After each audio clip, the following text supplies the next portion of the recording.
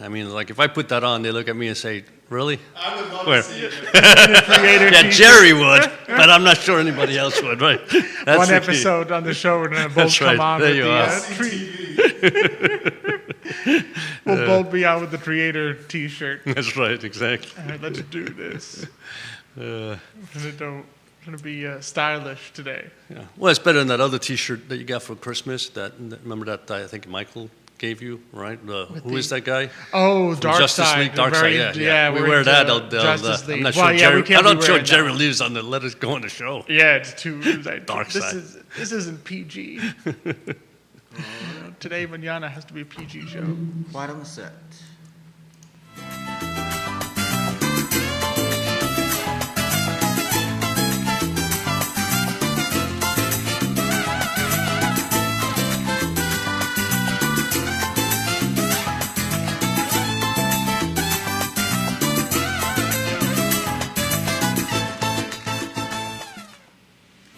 And welcome to Today Mañana. Thank you for joining us. We're really excited about today's show. I think it's going to be really awesome, really amazing. We've got a great creator on. So we're thrilled to have you here. I'm Alex Urpi. This is Xavier. Today Mañana. We're presented by Emergent Financial Services. We are powered by Cristel Noel State Farm Agency, and we are partnering as always with Forward Adelante and Sombreros Mexican Cuisine and Cafe. So we're glad to have you with us here today. We got a jam-packed show coming up. I know We certainly a do. lot. We're going to have Fernando Fairtouch-Duray. He's a serial entrepreneur. He's the founder of House of Cuts Barber Studio. It's going to be incredible. We're going to start a little back and forth. I know you have a couple things on your mind today that you've been talking about for the last week. It's incredible. think. I mean, we talked a little bit about this. We talk about this all the time. However, just this morning I walked in and there was 2 articles, which, as you know, they get my blood flowing when anybody talks about the Fed, they get my Federal blood flowing, Reserve. right? For those who don't know, if you've been an Emergent client for years, the Federal Reserve is like one of those things that shows up frequently on commentaries. On and our the blog. the snarkiness really comes out. If Xavier Oh, doesn't so come appear to on. be snarky Really? on this show, say the words Federal Reserve, and it all starts coming out. Well, the interesting thing, I think it was on Tuesday, right? We're driving down to Roanoke, my wife and I, Jan, and she starts asking me, right? And by the way, that drive is a beautiful drive. You had the snow on the mountains, oh, really? and it's incredible. Because when you drive in the summer, it's all green. But this one side had snow, the other one didn't, because I guess depending on how the sun was spectacular. But anyway, so she says, she gets all this information, right? She's listening, and they talk about inflation, and they talk about monetary policy, and they talk about all these things, right? And she says, I'm a little confused, so maybe you can, clear some things up with me, right? Of course, I had a 2-hour ride. I don't have a 2-hour show here, but it's funny. And so, it came to mind, I think it was last night, about 2 weeks ago, if you remember, the pastor, our priest, before he did his sermon, which is the best way to start a sermon with a joke. I mean, I have to admit, it's classic. It's fantastic, right? I mean, it really gets you going. But anyway, so he had this. He talked about this cartoon, right? And this cartoon had a person and a dog, right? And so the cartoon is exactly the same. So one is the person talking to the dog, and the other one is the dog listening to the person, right? And so the person's saying, and I can't remember the name of the dog in the cartoon, so I'll just use my Chester's name, right? So the cartoon basically has this where you have the writing, and it says, okay, Chester, you got to be a big boy. Whatever you do, don't lick the grass, because if you lick the grass, you know what can happen, Chester. So make sure you're a good boy. Stay here, Chester. Don't move, right? So on the other side, it's what the dog is hearing. The dog is hearing Chester, blah, blah, blah, blah, blah, Chester, blah, blah, blah, blah, blah, Chester, right? And so I feel that's the way it is sometimes when people listen to, finance. and we talk about finance, when you listen to these shows on TV and they talk about all these things that go on, especially monetary policy and inflation and anything that goes on with the government trying to balance its budget and, how much, what our debt is. And so it gets so confusing, but worse than that, it's the stress level that I think it creates for people, right? So I said, I'm just quickly going to kind of give a quick scenario, and you have to stop me if I go I way stop out of you when hand. you start all right? going- Yeah, going when too if crazy. I go on too The deep word- into the woods, or the weeds, as they say, you have to stop When you me. say the words negative interest rates, I'll stop you. Well, it's going to be my first sentence. Oh, Come on, the you first can't do that. sentence. You can't do that. No. So anyway, so I was thinking about how do I make this kind of simple so people understand what the Federal Reserve is, because let's face it, it's the Federal Reserve, along with the rest of the central banks, is a fictitious, if you want to call it that, that's what I call it, fictitious bank, right? So let's say Alex Erpe loves Legos, right? And he racks up, it's true, I know it's true, yeah. And so he wraps up around $10,000 worth of Lego debt. And he has no more credit, in his credit card. 10,000 is the max he can have, right? So he sits there, he goes, well, I want to buy more Legos, but I can't.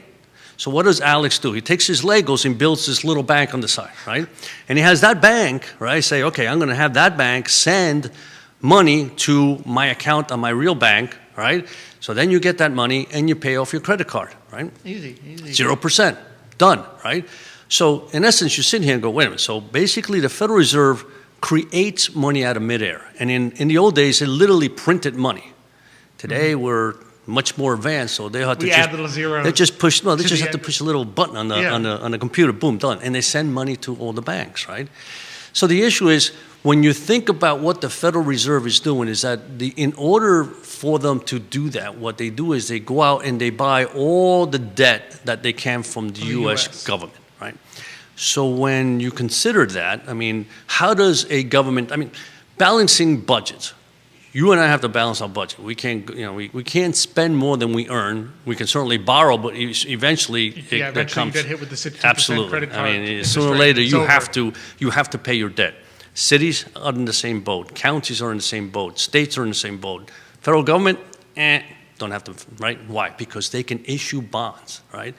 In the old days, how did it work? In other words, you issued bonds, but people would look and say, all right, the United States of America, is that a good country to invest in? Yes, I'm willing to invest, right, in that country. But you couldn't do too many. You couldn't issue too many bonds, because at some point people are like, you have too much debt. If I'm going to buy your bond, you have to pay me 10%. That's correct, exactly. You push the interest rates up, and that costs money, right? I mean, the more interest you pay, the more money you are paying, the more money you have to borrow. So come 2008, and what happens around the world? We have the financial crisis, right? And every single central bank says, we need to bail out these governments. We need to bail out whatever we can, because otherwise our financial, the whole industry system will collapse, right? So they start printing money everywhere. Little by little, they say, wait a minute, this is fabulous. In other words, we not only print money, we lower interest rates to as close to zero as possible. And when you think about everything that was supposed to happen, all the theories would have said you can't do that. You turn into Zimbabwe, and your loaf of bread costs $1 million, but it didn't happen. I mean, exactly. Everybody was talking about inflation. Inflation is going to go out of hand. I mean, we're going to have 20% inflation, 30% inflation. Well, we didn't. I mean, inflation was 2% or less, right, from 2008 till even mostly today, right?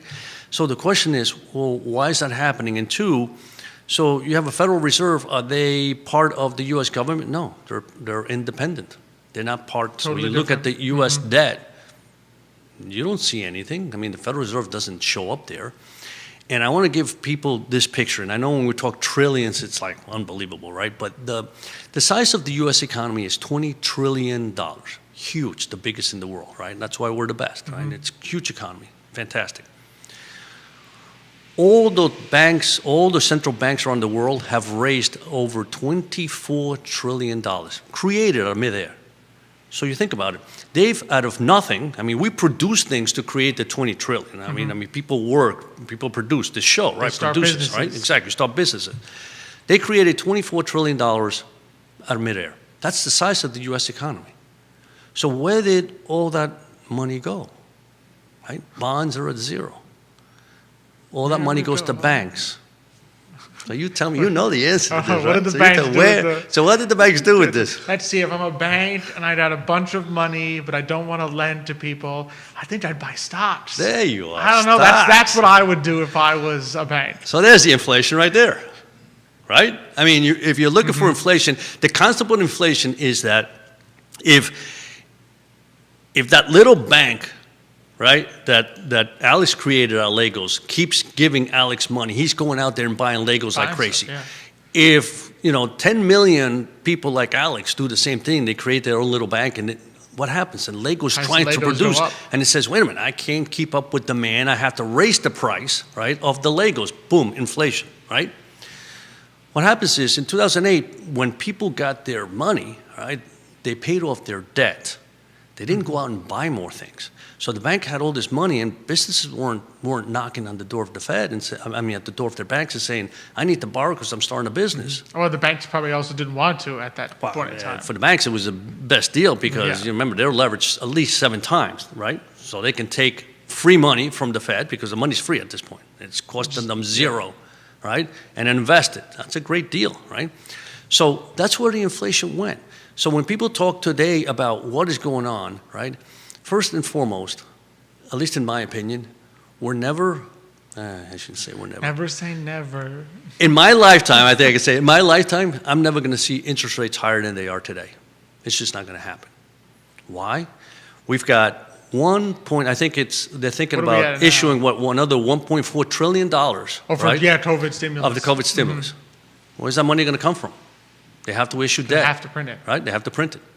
So if they raise interest rates, what's going to happen to the U.S. government? They're going to have to pay more money, raise more money because of the interest going higher. Every country in the world has figured this out. Europe has even figured it to the point that I can literally charge negative interest rates. What does that mean? That means that the people... Negative interest rates. I know. I got to finish this one, though. So you get $100, you give it to your government, they give you back 99 at the end of the year. That's negative interest rates, right? We're going there. I mean, you can. I said it on live radio, whatever this is. Right? So that everyone we're going negative interest rates in this country. If you're watching the show, you need to write this down because I want you all to comment. It's terrible. Well, so here so Jerry says it's terrifying. Yes, it's terrifying for whom? For savers. But for borrowers, it's the greatest game in the world. Who's the greatest borrower in the world? U.S. government. Thank you. Well, was it Norway? I think one of those countries a couple of years ago that got to negative mortgages. Yes. So if you were Denmark. Yeah. There you go. Like you go to buy a house, and like, guess what? We'll pay you to buy this house. You can't wait to that. So, yeah, that would be beautiful. I'll happily take that. I'm already done. You're on the wrong end of that equation. But you. So it's just amazing how these things happen, right? So you've got this, right? So you're hearing this. We're hearing that Xavier made his prognostication on low interest rates. Not basically, if that's the case, I can't imagine. So we're not looking. You're not saying inflation's going to skyrocket, even though we hear about it on the news and people get worried about it. So what are people supposed what's the takeaway? If you're thinking, what do you need to do as an individual to react because you're seeing on the news, you're seeing, are they going to balance the budget? They can't. They don't have to print money. They don't spend another $2 trillion. What will happen to inflation? You see all these things coming together.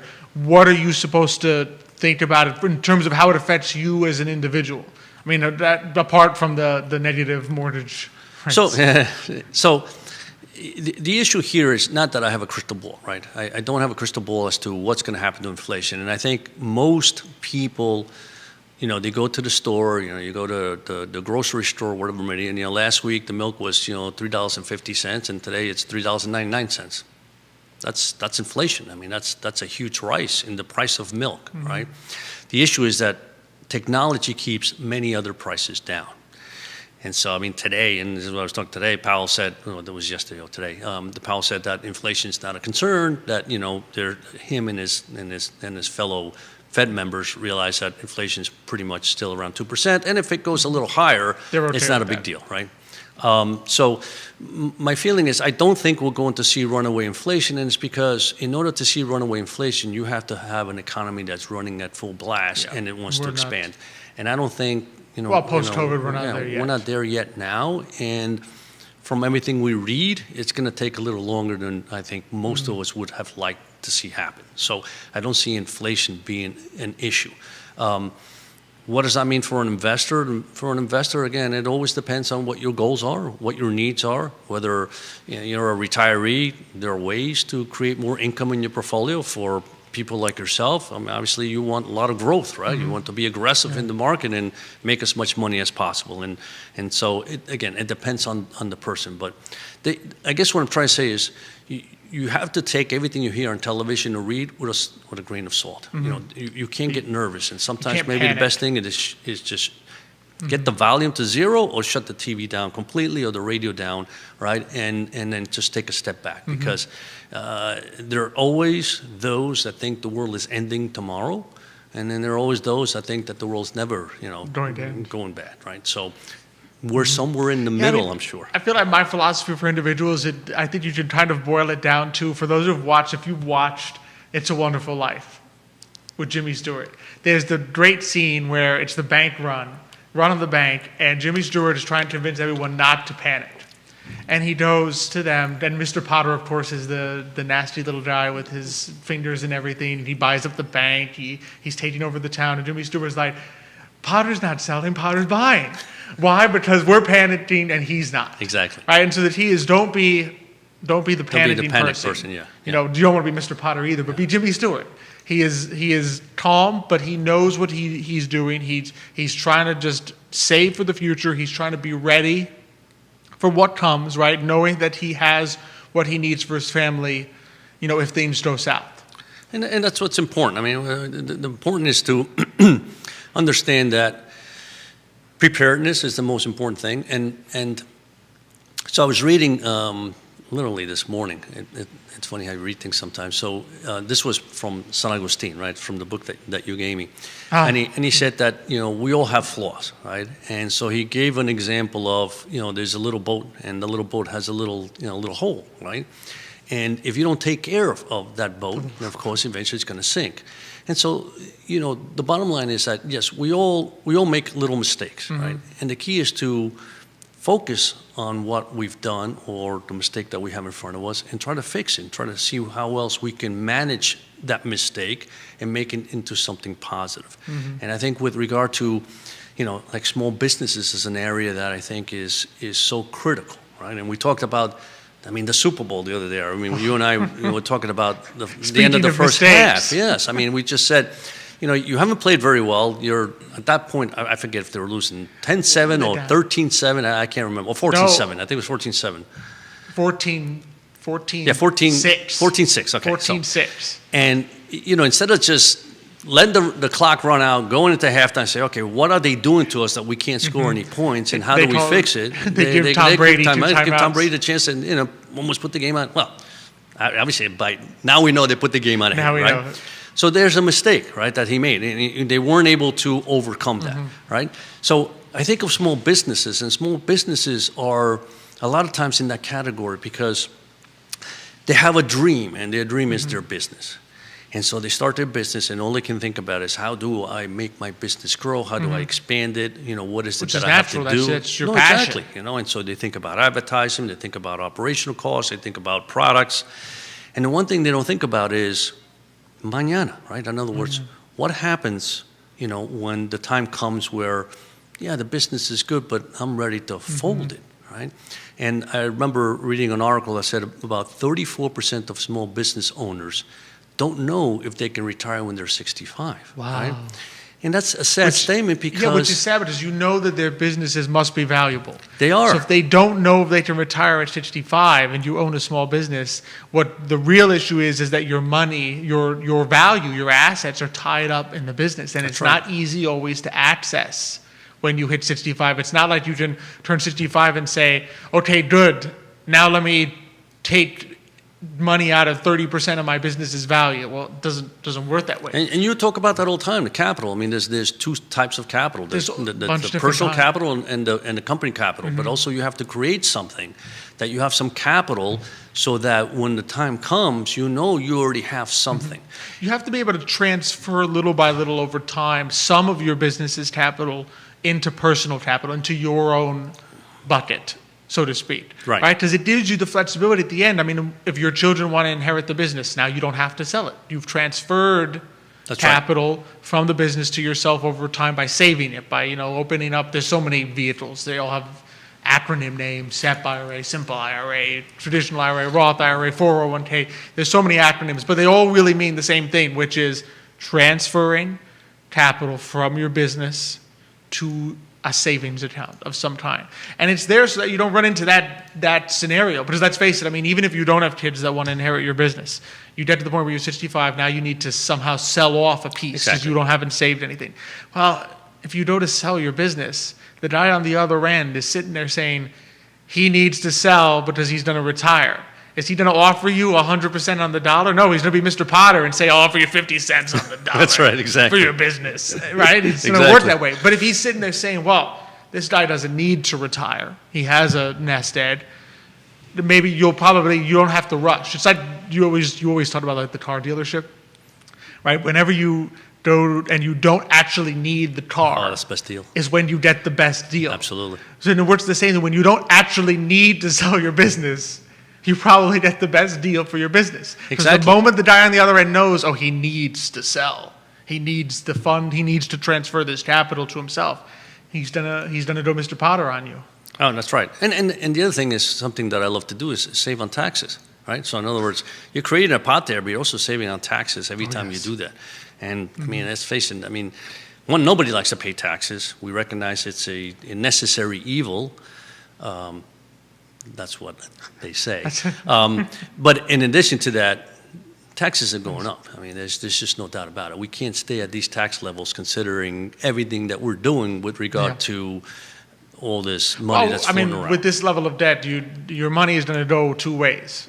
Either they're going to tax it away, or the Federal Reserve will come at night. And the way I call inflation is the Federal Reserve goes under your pillow at night and starts like stealing the dollars, the cash from under your pillow. He takes a little, So it's going to happen. So it's going to happen. So it's the best of both worlds to look at those options, right? To, like you said, I mean, whether it be a simple IRA or a SEP plan or a 401k, to create a little something like that. Just save talking on with taxes, someone you trust, a financial professional you trust, to figure out what's the right method to just be ready for the future. You always want to be ready because and you know what? It's peace of mind too, because once you've got that in place, that your future is that nest egg, that emergency fund is being built.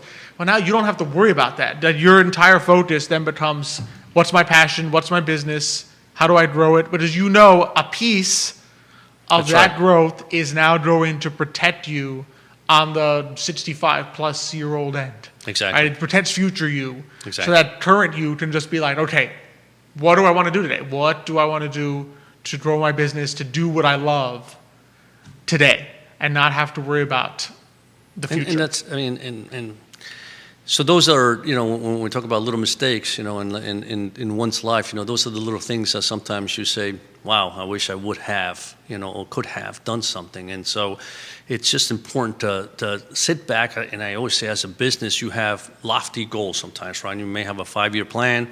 I would say you have a 5-year plan, but you should have a 1-year outlook and quarterly reviews, right? To see how are we doing? Are we getting to the point where at the end of 1 year we say we've done what we want to do?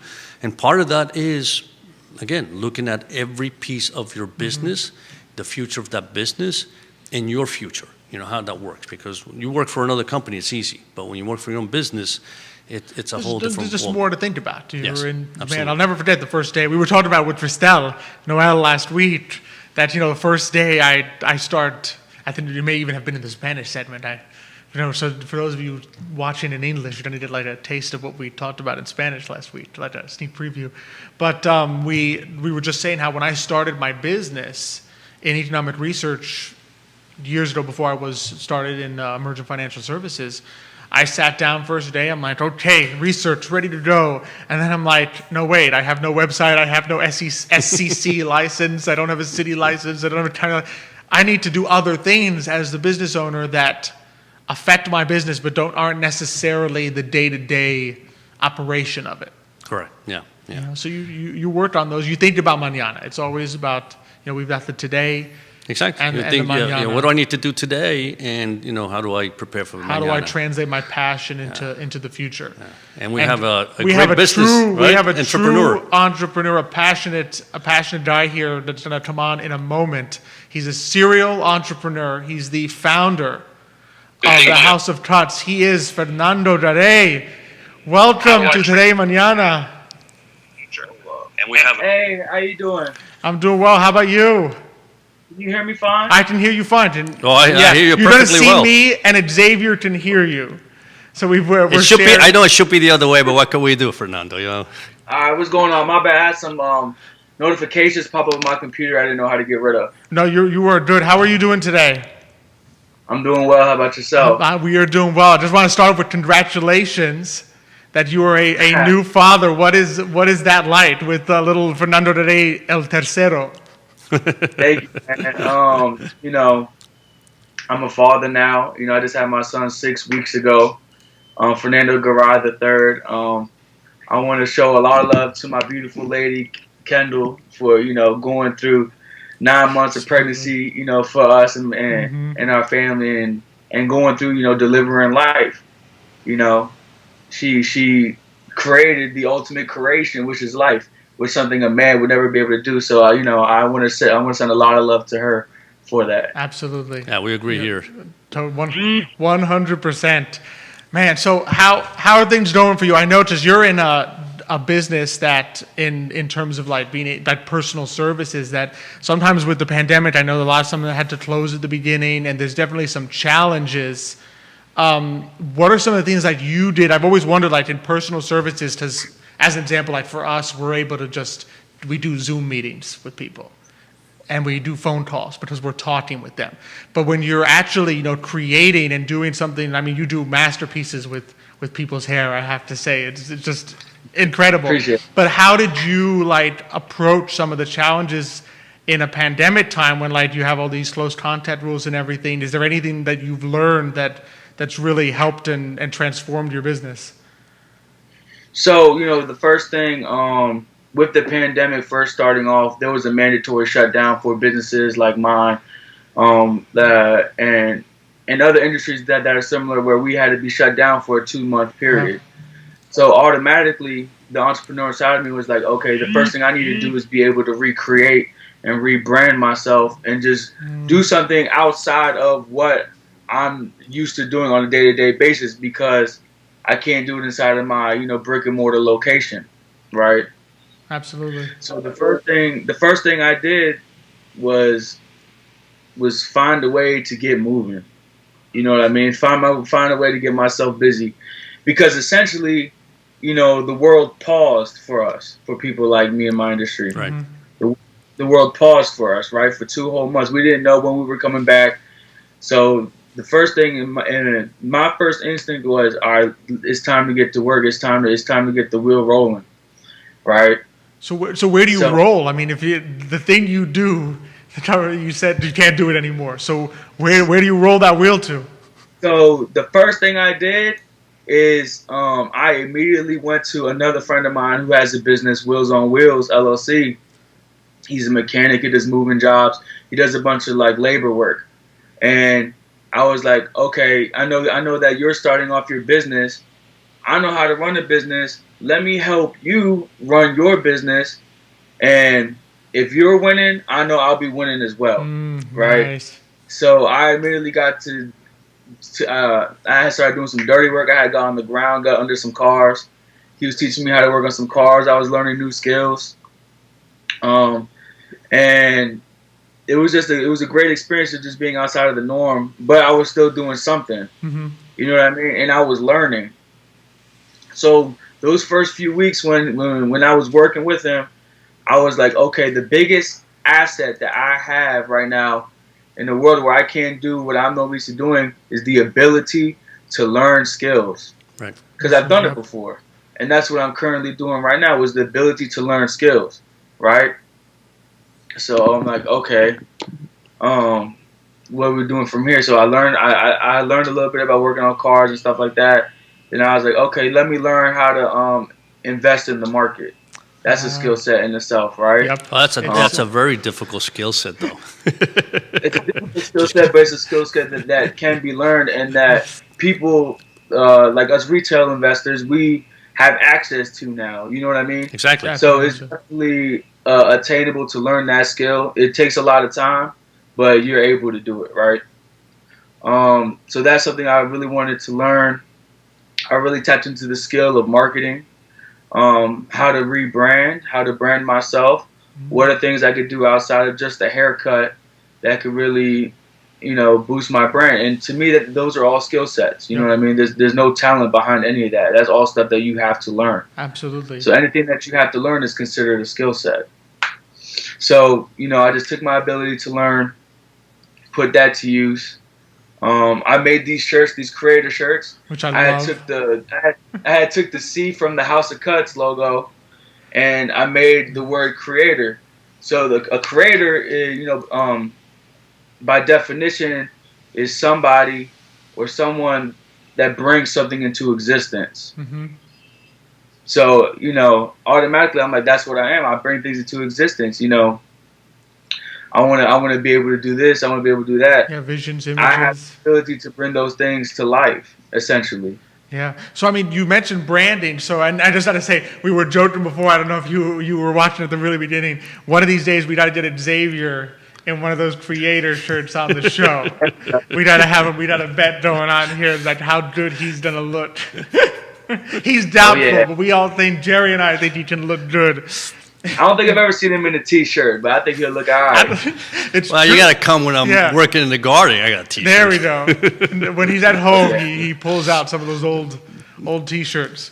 But so when you do, because you mentioned branding, like really thinking about how to brand yourself, and I feel like you're someone who really, that's a great skill that you have, that you've learned, and also I think a natural talent as well, but you've put a lot of work into it. So how do you view branding? What are things that you as an entrepreneur keep in mind when you're looking to build your brand of who you... So the biggest asset that any business owner has is yourself, correct? Mm-hmm. So right. You are your brand. You are the face of your company. You are your own brand. And I really tapped into myself during this pandemic. I really want to learn what I'm able to do and really appreciate what I've already created with my businesses already, right? So I'm like, I had noticed that everything I did, no matter what I did, I was always able to attract, whether that be clientele or money or whatever the case might be, I was always able to attract. So no matter what I did, I was able to do it. I was able to make shirts. I was able to sell shirts. You know what I mean? I was able to create products that I have here in the barbershop. I was able to sell those. I was able to get down on the ground and work on cars. I was able to have people come and just let me do it. So now I really realize that I'm my biggest asset, right? So no matter what I do, I'm gonna make it happen and make sure that it works. And people like people, man. Like I know that sounds crazy, but people trust people, and once people learn how to trust you, no matter what you put your hands into, is gonna be successful. I think that's the most important thing, trust, right? I mean, we were talking a little bit about that before, right? I mean, it's and unfortunately, I mean, certainly what we've gone through the last year and a half, or last year, I should say, has been to a certain respect bad, right? Because you can't meet as many people or talk to as many people as you'd love to, right? Because there's a big difference between, even here, we're Skyping. If you were here in person, it's a whole different, the charisma is completely different also. But I agree, it's the more people you meet, the more that you can interface with people, the better you are, right? Because people get to know you, and once, like I said, once they trust you, then everything else flows. So how would you... go for it. To kind of respond to what Xavier said, meeting people in person definitely, helps a lot with, in-person businesses. Right now, during the pandemic especially, everything transferred online, right? The internet has the biggest access to people that we are able to reach to this day. I could reach 1 million people if I wanted to easily if something went viral, or I could reach 100,000 people. It's a whole lot easier than, filling up a stadium with 100,000 people. It's much easier to just go online and figure out the algorithms. So how do you keep yourself personable then? Like, 'cause you can get a thrill when you meet someone in person, and there's that. So how do you like make your brand still feel personable and approachable? Like it's you, even like it's still Fernando Dare, even though it's online, even though you're not there in person. I'm authentic when I'm online. You know what I'm saying? And 100% authenticity, man, that's what's going to gain your trust from the people that follow you online or that are friends with you online is the authenticity that you provide. Also, the fact that I do have a brick and mortar location and I'm, pretty well known in the community, people can vouch for the authenticity that I'm putting out online. So it's almost like the combination, in a sense that because you have that trust factor, that authenticity of who you really are, you carry it online. People are like, yeah, that's the same Fernando I know in person. That's the same Fernando, the same Fernando that's in the barbershop is the same Fernando that's on Facebook, the same Fernando that's on Instagram. Another great thing to do online, especially on your social media platforms, every social media platform is your person. Like if I go on Facebook, I'm gonna go to Alex Erp. I'm going to Jerry Miller. Like that's your page, is your website, is your brand. That's what people know you as, right? And I know that sounds crazy, it is, but it is what it is. Everyone's on Facebook, everyone's on Instagram, and if you're not utilizing those social medias, and it's pretty much social media across the board, Twitter, LinkedIn, TikTok, anything, everybody's on there. So you have to be in the mix with everybody else, right? But the best way to get people to engage with you is to be able to provide some valuable information that they can attain or something that they can learn. Because this past year, everyone is starting to tap into I need to learn something. I need to create value. I need to, I don't want to lose everything. So what is valuable that I can attain? So something I try to do, even in person, is if I run into you, or if I'm going to say a post, it's going to be some valuable information that you could gain from that. You know what I mean? Definitely. I just had a quick question. So, Fernando, given where we are today in your brick and mortar, because I mean, I know your creativity. I know it through giving haircuts. Like if someday if I want a New York Yankee logo on my head, I know where to go. Oh, that's right? a dangerous question. Are you a Mets fan? Yeah. I don't care what he's going to do the right thing. Your father right? is okay. Okay. Okay, he'd still do the right thing. He'd still do the Yankee. I don't know if I have enough the right hair for that, but anyway, besides that, so what would you say is the current capacity that you're running versus the old days when the shop was completely open? So before pandemic and post quarantine, is that what you're asking? So before the pandemic, how many people you had a certain number of people go into your shop, right? And so now how many people go in compared to then? Okay, so the flow of people is pretty much consistent, right? There was a big pause considering that we're on campus with UVA. The students had left for about 2 months during their winter break from Thanksgiving until February the 1st. They just came back about 2 weeks ago. Okay. But besides that, I mean, a lot of people trust their barbers here at House of Cuts, and they don't want anyone else to touch their head. So there was definitely still that consistent flow of people coming in. We definitely follow COVID guidelines here. We clean every week professionally and then daily on our own. We wear a mask, and we also provide some masks if you don't have one. Nice. So we definitely follow our protocols, but shop definitely has to stay open. People definitely still come in. So with being a barber, that's a need-based service, right? Right. That's something you can't attain on the internet. That's not something you can just get anywhere. So that kind of helps me sustain as a business, as a trade. This is a need-based business. Exactly. And people need their haircut. Not everybody just wants to do their own hair. A lot of people don't. A lot of people would just rather trust a professional. And here at House of Cuts, we're all professionals. Yep. Well, and just a testament, I think, also to the quality of what you do and the trust that people had in you, that they're like, no, I want Fernando and his guys. I want the professionals at House of Cuts to be doing my hair. I could do it myself, but I want them to be doing it and just building that in that sense. Well, it's a different experience. Well, definitely. I mean, the especially quality. with his.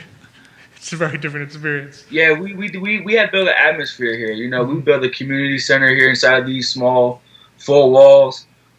So you know, it's very family oriented. You know, we treat people like family when they come in. So our goal is once you come in, there's no need for you to go anywhere else because now you're home. You know, House of Cuts, a place where you can feel at home, right? Exactly.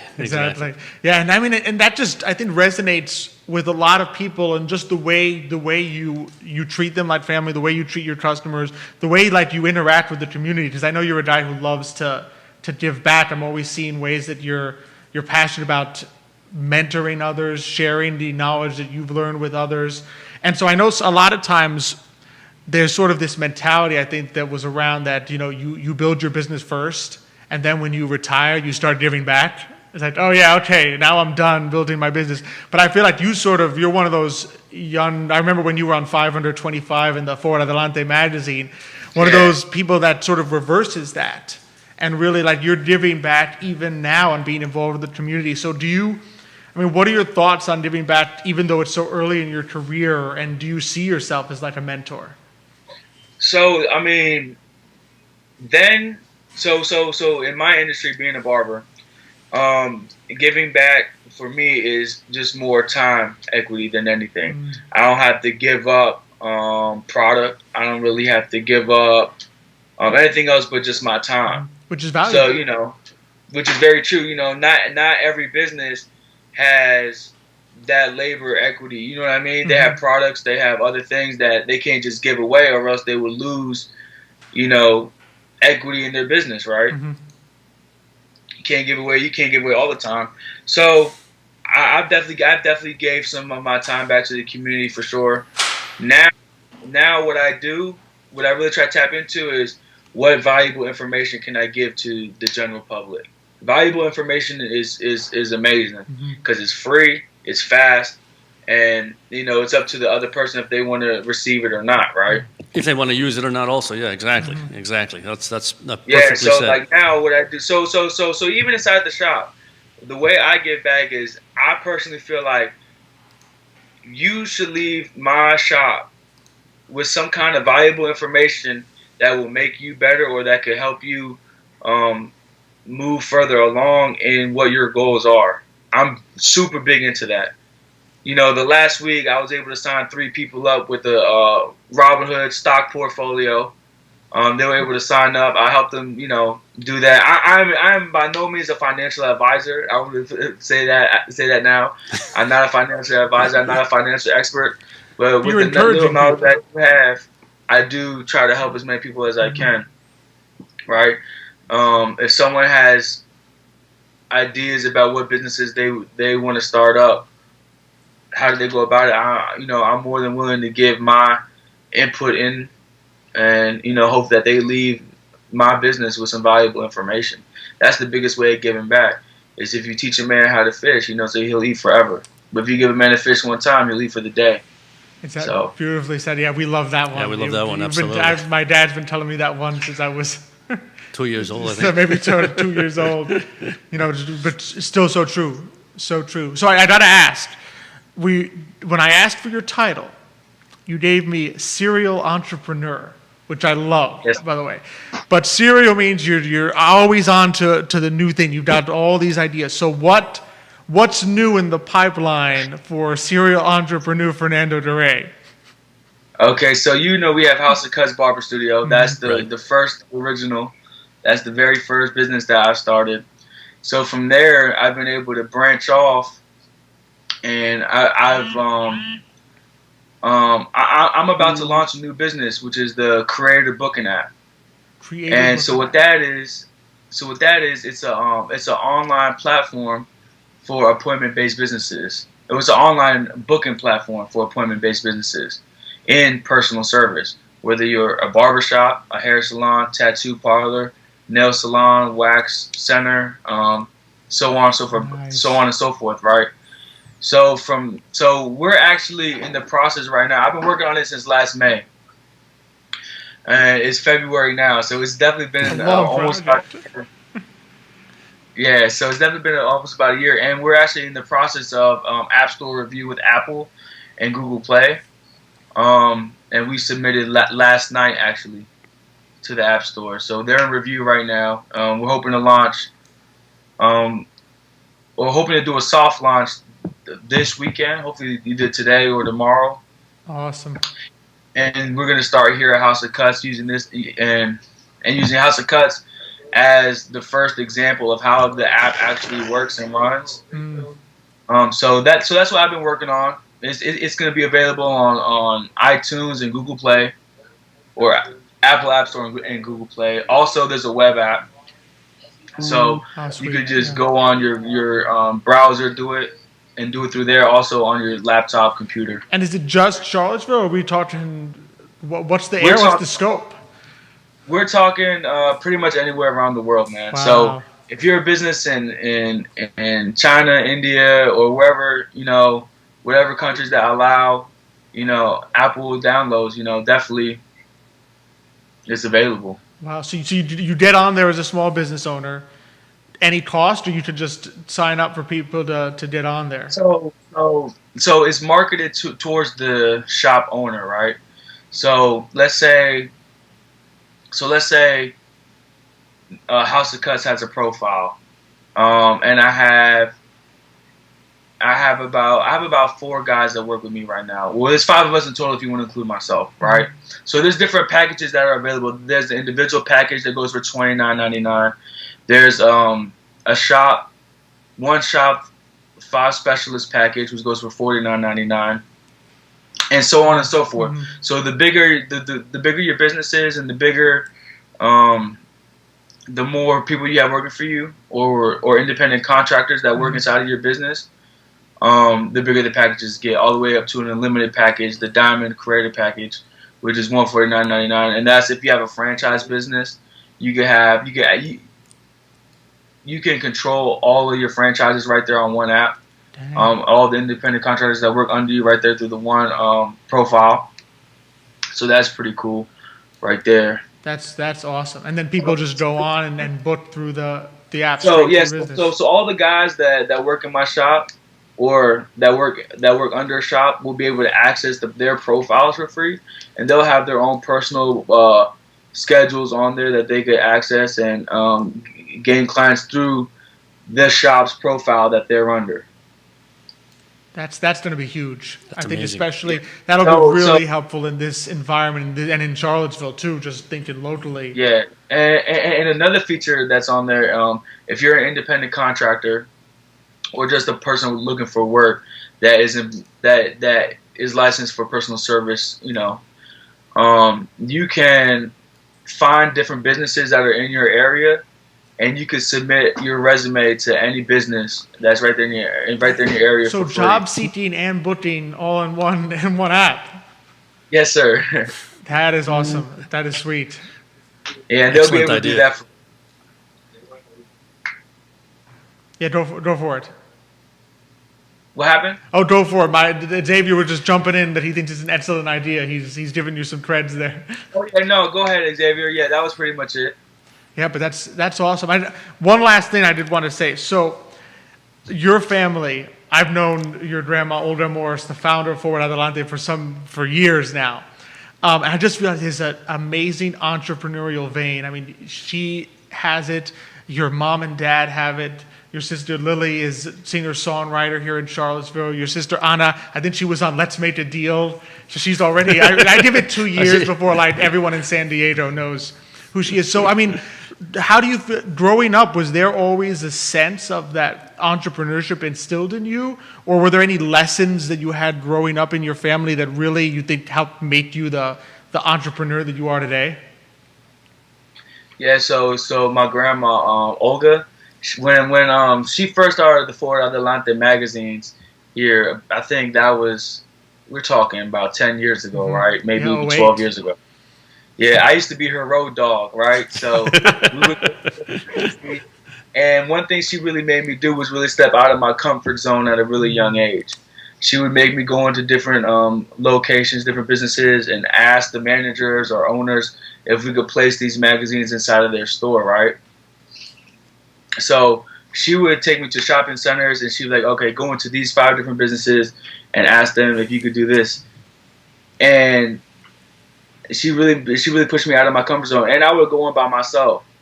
Wow, by yourself. And I was just like, wow. So she definitely taught me how to get out of my comfort zone. She taught me how to shake people's hands. She definitely taught me.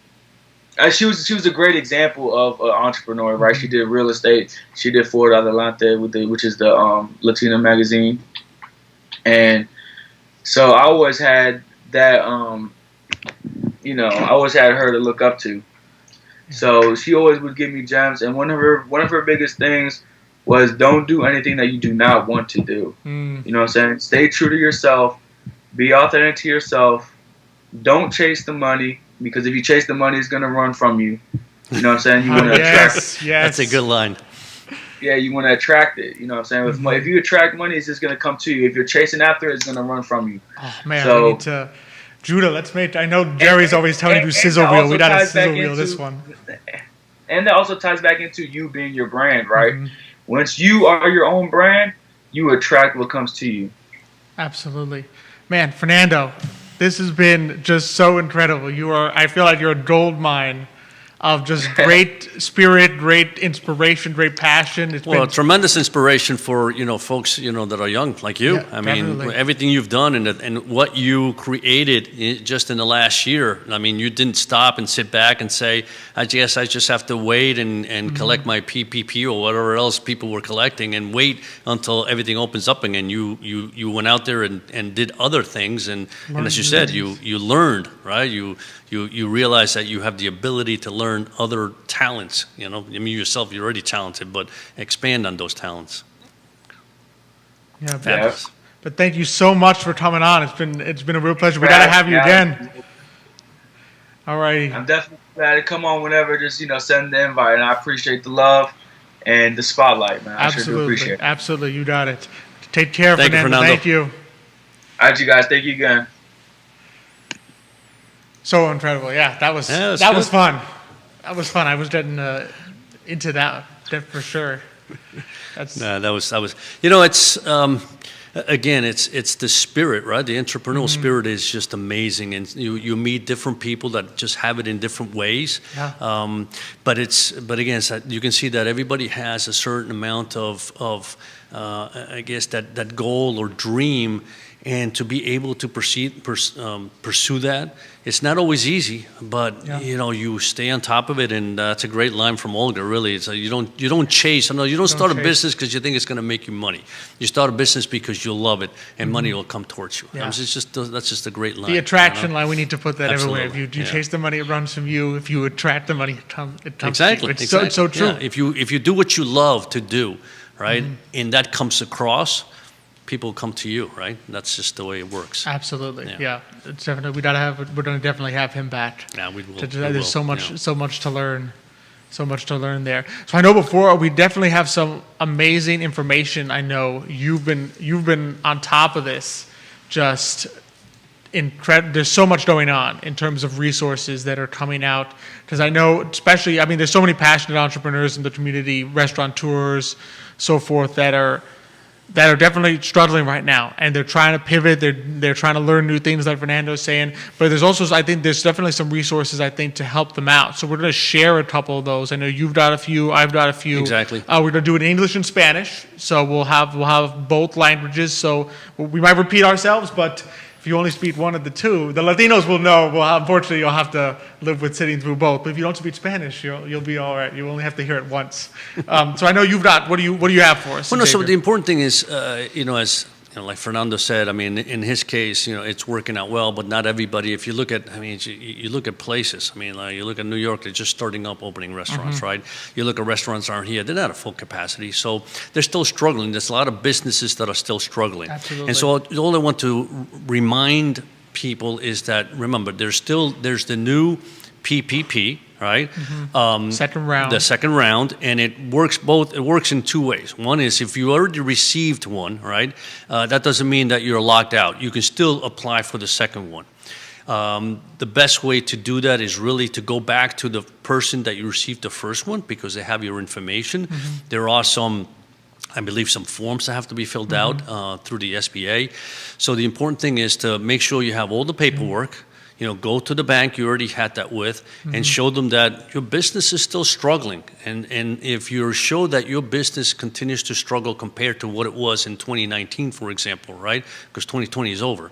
And if you have taxes, I know if you already have had your taxes for 2020, that's great because you can show your taxes for 2020, show your taxes for 2019, show the decline in revenue, and then you can apply for the new PPP. And remember, the old PPP at this point has been all forgiven, so remember that. So it's not like you have to carry that forward. That's been forgiven as far as that debt. So go back to your bank. If you haven't received anything, again, there's funds there for those that didn't receive it. There's funds there for those that did receive it already.